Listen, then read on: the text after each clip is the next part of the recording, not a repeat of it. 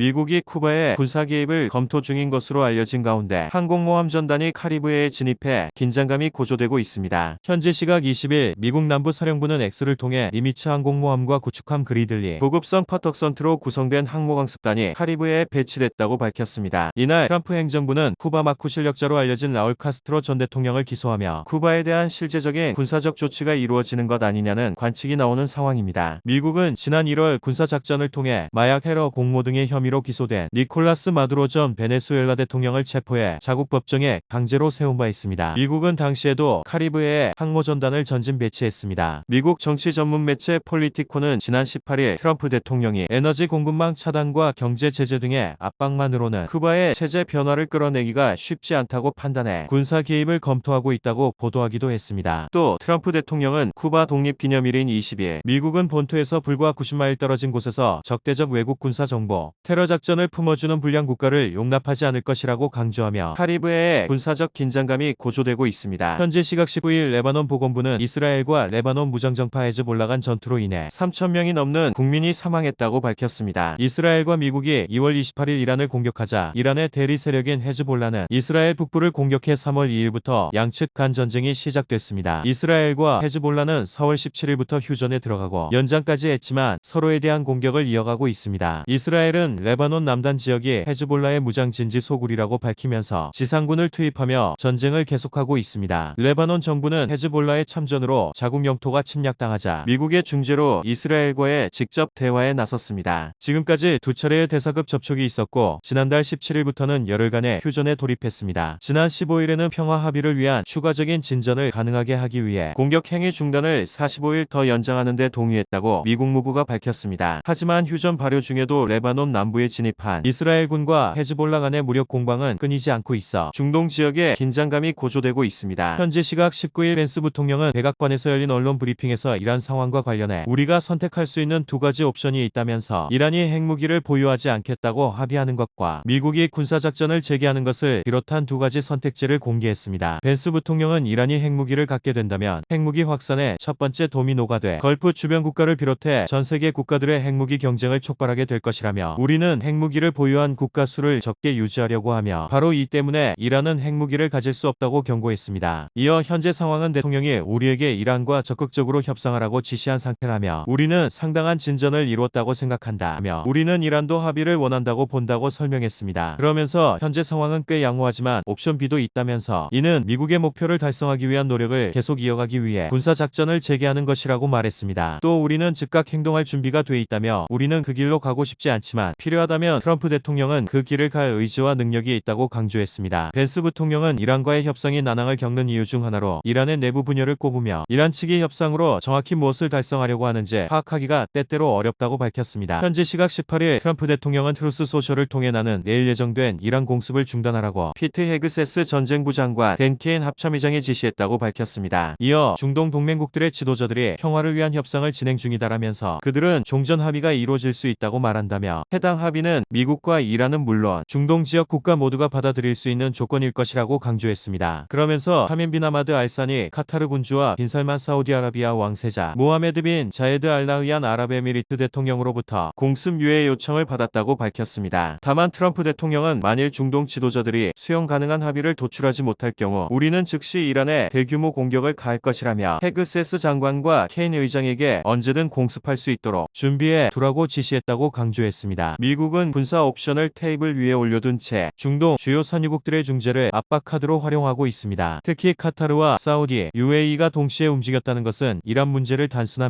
이란 충돌이 아니라 원유 수송로와 중동 안보 질서 전체의 문제로 보고 있다는 의미로 보입니다. 협상이 실패할 경우 호르무즈 해협 긴장을 포함한 중동 정세가 다시 요동칠 것으로 보입니다. 현재 시각 17일 AF통신에 따르면 아부다비 정부 당국은 알다프라 지역 바라카 원전 내부 경계 바깥쪽에 있는 발전기에서 드론 공격으로 인한 화재가 발생해 긴급 대응했다고 발표했습니다. 당국은 또 인명피해는 없었으며 방사능 안전 수치에도 영향이 없었다고 밝혔습니다. 다만 UAE 당국은 드론 공격의 주체에 대해서는 언급하지 않았습니다. AFP 통신은 UAE는 최근 이란을 자국의 에너지 기반 시설 공격의 배후에 있다고 비난해왔다고 했습니다. 바라카 원전은 한국전력이 자체 기술로 개발한 차세대 원전 노형을 수출해 아부다비에 건설한 중동 최초의 상업용 원자력 발전소입니다. 2009년 수주 이후 2024년 3월 4월 4개 호기가 전면 상업 가동돼 현재 UAE 전체 전력 수요의 약 25%를 생산하고 있습니다. 한편 로이터 통신은 지난 12일 사우디아라비아가 최근 중동 전쟁 전개 과정에서 자국을 공격한 이란에 대응해 이란 본토를 여러 차례 비밀리에 공습했다고 복수의 소식통을 인용해 보도한 바 있습니다. 사우디가 이란의 영토를 직접 타격한 사실이 알려진 것은 이번이 처음인데 원전 피격이 이란의 소행일 경우 걸프국들 간의 연합이 공고해져 이란을 공격할 가능성도 배제할 수 없는 상황입니다. 현재 시각 14일 영국 파이낸셜 타임스는 사우디아라비아가 이란 전쟁이 끝난 후 이란과 다른 중동 국가들이 불가침 조약을 맺는 방안을 동맹국들과 논의해 왔다고 보도했습니다. 서방 외교관들에 따르면 사우디는 1970년대 냉전 시기 유럽의 긴장 완화를 위해 동서유럽 국가들이 체결한 헬싱키 협정을 잠재적인 모델을 고려하는 것으로 알려졌습니다. 헬싱키 협정은 1975년 미국과 유럽 각국, 소련 동맹국들이 체결한 것으로 안보 현안을 다루고 경쟁 관계의 국가 간 경제 협력을 강화하는 내용을 담았습니다. 중동 국가들은 전후 이란이 약화하기는 하겠지만 여전히 이웃 국가들의 위협을 제기할 것이라고 전망하면서 중동 안정을 위해 다양한 아이디어를 구상하고 있습니다. 특히 중동 국가들은 전쟁이 끝나고 영내 미군 규모가 줄며 전쟁으로 큰 손실을 입은 채 한층 더 강경해진 이란 이슬람 정권에 직면할 것이라고 우려하고 있는 것으로 전해졌습니다. 하지만 이스라엘과 UAE가 참여할지는 의문입니다. 파이낸셜 타임스도 걸프 지역에서 가장 영향력 있는 두 국가인 사우디와 UAE가 의견 충돌을 빚어왔다며 UAE가 이번 전쟁 중에 이란을 향해 가장 강경한 태도를 보여왔다고 했습니다. 현지 시각 12일 영국 기반의 환경단체 갈등 환경관측소는 X를 통해 이란 하르그 섬에서 새로운 원유 유출이 확인됐다고 밝혔습니다. COBS는 이번에는 하르그 섬 동부 해안의 방류 지점에서 기름이 흘러나와 약 5km 길이의 기름기가 해안에서 700m 떨어진 해상까지 퍼져 있다고 강조했습니다. 해당 단체는 지난 6개월간 해당 지점에서 유사한 유출 사례는 관측되지 않았다며 이번 사고가 단순한 우연인지 아니면 핵심 석유 터미널에 가해지는 부담이 반영된 징후인지에 대한 의문을 제기했습니다. 앞서 지난주 하르그 섬 서쪽 해역에서는 길이 약 70km에 달하는 대형 기름띠가 발견되기도 했습니다. 유럽 우주국 센티넬2 위성이 촬영한 사진에 따르면 유출된 원유는 남쪽으로 이동하며 점차 넓게 확산하고 있습니다. 미국의 호르무즈 해협 봉쇄 여파로 이란 원유 수출이 차질을 빚으면서 인프라 손상이나 저장 공간 부족 문제로 원유가 방류된 것 아니냐는 관측도 나옵니다. 다만 정확한 유출 원인은 아직 확인되지 않은 상태인데 이란 정부는 이날 자국 시설에서 원유가 유출됐거나 의도적으로 원유를 방류했다는 의혹을 부인한 바 있습니다. 하지만 원유 유출이 계속되고 있어 페르시아만 해양 생태계 피해 우려도 커지고 있습니다. 현지 시각 14일 이스라엘 총리실은 네타냐후 총리가 이란과 전쟁 중 UAE를 비밀리에 방문했다고 밝혔습니다. 총리실은 성명을 통해 네타냐후 총리가 사자의 포효작전 기간 중 UAE를 비밀리에 방문해 셰이크 모하메드 빈 자예드 알 나얀 UAE 대통령과 회담했다고 전했습니다. 다만 UAE는 네타냐후 총리가 자국을 방문했다는 보도를 부인하며 UAE가 이스라엘 총리 또는 이스라엘군의 그 누구든 방문을 받았다는 보도들은 가짜뉴스라고 반박했습니다. 앞서 월스트리트 저널은 이스라엘 대외 정보기관인 모사드 수장도 이란과 전쟁 기간 중 적어도 2차례 UAE를 방문했다고 보도한 바 있습니다. 당시 양국은 이란의 주요 석유화학 시설에 대한 공격도 조율했다고 했습니다. 이스라엘과 UAE는 2020년 국교를 정상화했습니다. 네타냐후 총리는 2018년에도 빈 자이드 대통령과 비밀회담을 하기 위해 UAE를 방문한 것으로 알려져 있습니다. 미국 고위 당국자들은 최근 이스라엘이 이란과 전쟁 중 대공 방어망인 아이언돔 포대와 운용 병력을 UAE에 파견했다고 확인한 바 있습니다. UAE 이스라엘과의 만남을 부인했지만 이란과의 충돌 속에서 이스라엘과 UAE의 안보 협력이 수면 아래에서 더 깊어졌을 가능성도 있습니다.